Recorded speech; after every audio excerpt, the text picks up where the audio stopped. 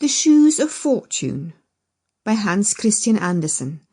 Narrated by Phillips. Part 1. A Beginning. Every author has some peculiarity in his descriptions or in his style of writing. Those who do not like him magnify it, shrug up their shoulders and exclaim, "There he goes again." I, for my part, know very well how I can bring about this movement and this exclamation.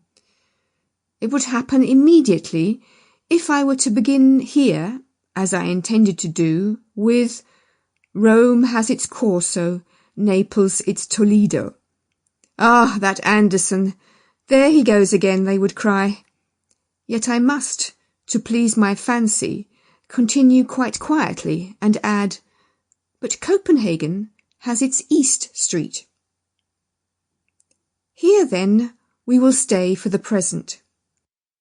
In one of the houses not far from the New Market, a party was invited, a very large party, in order, as is often the case, to get a return invitation from the others.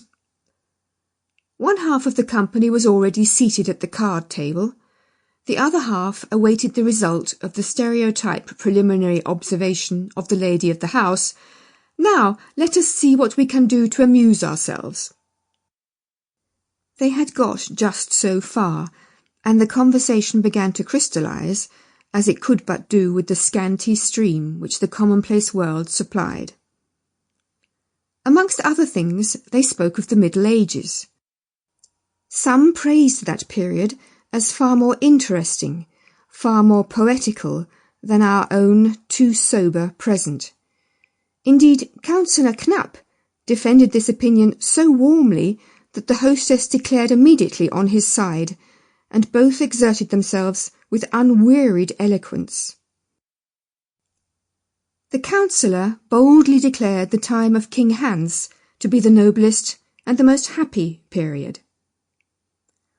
While the conversation turned on this subject, and was only for a moment interrupted by the arrival of a journal that contained nothing worth reading, we will just step out into the antechamber, where cloaks, mackintoshes, sticks, umbrellas, and shoes were deposited. Here sat two female figures, a young and an old one. One might have thought at first they were servants, come to accompany their mistresses home, but on looking nearer, one soon saw they could scarcely be mere servants. Their forms were Sample complete. Ready to continue?